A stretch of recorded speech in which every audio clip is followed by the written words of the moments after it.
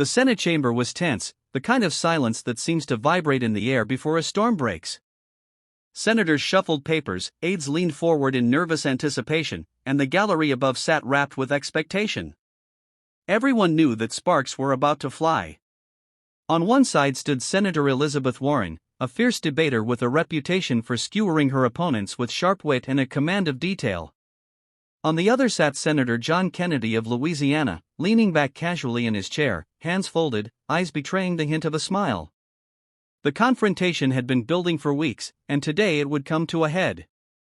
Warren rose to her feet, her voice firm and steady, the kind of voice that cuts through air like a blade. She began with statistics, numbers about economic inequality, rising healthcare costs, the struggles of working families. The chamber listened as she pointedly turned her remarks toward Kennedy. She accused him of siding with corporations over people, of dressing his positions with down-home charm while ignoring the real suffering of ordinary Americans. Her words were not just arguments, they were daggers, carefully aimed to pierce through the senator's defenses. "Senator Kennedy," she said, her finger rising like a schoolteacher scolding a careless student, "you can hide behind folksy sayings and clever little phrases, but the truth is clear, you stand on the side of the powerful, not the powerless." A murmur rippled through the room. Aides shifted uneasily. This wasn't just debate, it was a public dressing down. Kennedy, for a long moment, remained motionless.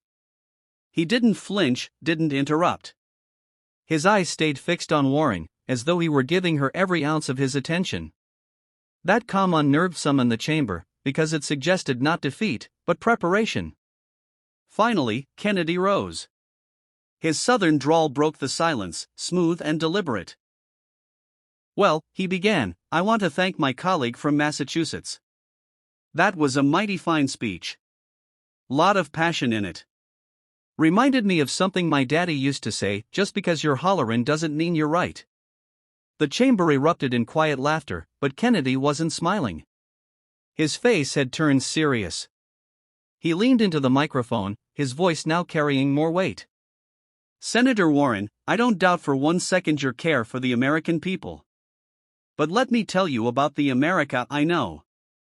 In Louisiana, folks don't wake up in the morning wondering about ideology.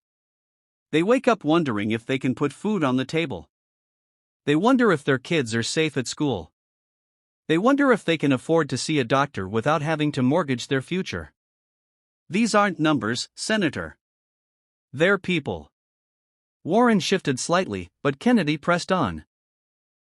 He told the story of a fisherman in his state who had lost everything during a storm, rebuilt with nothing but grit and faith, and was now barely hanging on because of rising insurance costs.